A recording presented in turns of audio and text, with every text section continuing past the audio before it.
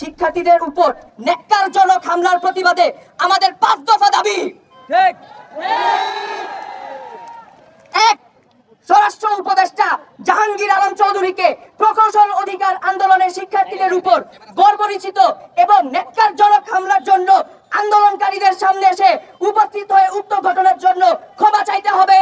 আসসালামু আলাইকুম। আপনারা তো জেনেছেনই গতকাল বুয়েটে ছাত্রদের উপর পুলিশরা হামলা চালিয়েছে, সাউন্ড গ্রেনেড মেরেছে, এছাড়া লাঠিচার্জও করেছে এবং তাদের অনেক শিক্ষার্থীদের আহত করেছে। তো এরকম একটা অবস্থা হয়েছিল গতকাল। তো এই অবস্থা থেকে বুয়েট প্রকৌশল বিশ্ববিদ্যালয়ের ছাত্ররা তারা 5 দফা দাবি নিয়ে আবার হাজির হয়েছে। এই 5 দফা দাবিগুলো কি কি তা শুনতে হলে ভিডিওটি শেষ পর্যন্ত দেখতে থাকুন এবং তাদের 3 দফা দাবির কি অবস্থা ওইটাও জানতে পারবেন এই ভিডিওর মাধ্যমে।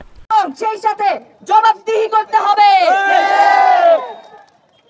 2, প্রজ্ঞাপনের মাধ্যমে ইতিপূর্বে গঠিত কমিটিকে আমরা আমাদের প্রতিনিধিত্বের অনুপযুক্ত মনে করি। উক্ত কমিটিকে আমরা প্রত্যাখ্যান করলাম।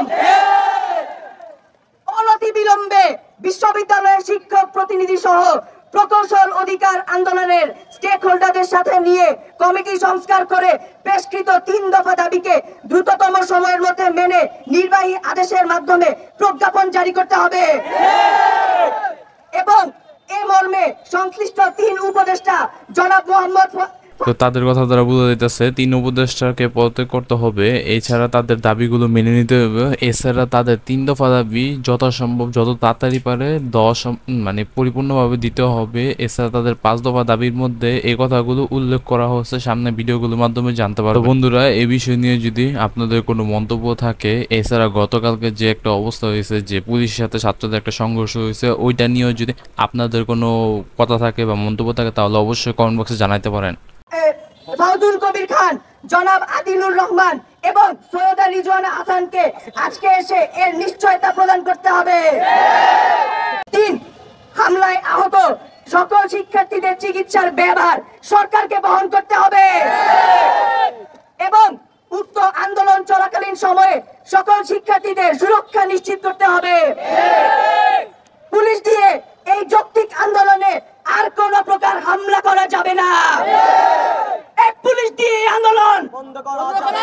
পুলিশ দিয়ে আন্দোলন বন্ধ করা যাবে না। তো তাদের কথা দ্বারা আপনারা তো বুঝতে পারলেন এবং তাদের এই 3টা দাবি দ্বারা বুঝতে পারলেন কি কি দাবি করা হয়েছে। এছাড়া আরো 2টা দাবি আছে, ওইগুলো জানতে পারবেন এখন। আর তাদের মূল ক্ষোভ হইতাছে যে যদি কথা বলার হইতো তারা যদি কথাই বলতো, কিন্তু তাদের সাথে এরকম ব্যবহার করা হইলো কেমন? এই যে পুলিশ যে লাঠি চার্জ করলো, এছাড়া সাউন্ড গ্রেনেড মারলো, এতে অনেক শিক্ষার্থী আহত হয়েছে। এছাড়া পুলিশও অনেক শিক্ষার্থীর দিকে আহত করছে। তো এরকম অবস্থা ঠিক হইল না, যার কারণে এরকম 5 দফা দাবি নিয়ে তারা আবারও দাবি পেশ করলো। 4, রোকন ভাইয়ের উপর হামলাকারীদের অনতিবিলম্বে গ্রেফতার করে আইনের আওতায় আনতে হবে এবং চাকরি থেকে বহিষ্কার করতে হবে।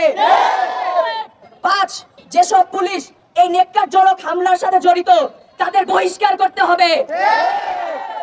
তো বন্ধুরা, আপনারা তো তাদের এই প্রকৌশল বিশ্ববিদ্যালয়ের ছাত্রগুলোর দাবিগুলো তো শুনতে পেলেন। তাদের এই 5টা দাবির মধ্যে 3 দফা দাবি যেটা তাড়াতাড়ি পূরণ করা হয় সেই বিষয়ে তারা কথা বলছে। তো এই বিষয়ে নিয়ে আপনাদের যদি কোনো মন্তব্য থাকে তাহলে অবশ্যই কমেন্ট বক্স খোলা আছে, কমেন্ট বক্সে আপনাদের মন্তব্য জানিয়ে দিতে পারেন। আর যদি চ্যানেল নতুন এসে থাকেন চ্যানেলটা সাবস্ক্রাইব করে দিন। আর যদি মনে হয় ভিডিওটা শেয়ার করার মতন তাহলে অবশ্যই শেয়ার করে দিতে পারেন আপনাদের আত্মীয়-স্বজন, বন্ধু-বান্ধবের মাঝে। তো এই ছিল আজকের ভিডিও। দেখা হবে নতুন কোনো ভিডিওতে। সে বন্ধু ভালো থাকবেন। আল্লাহ হাফেজ।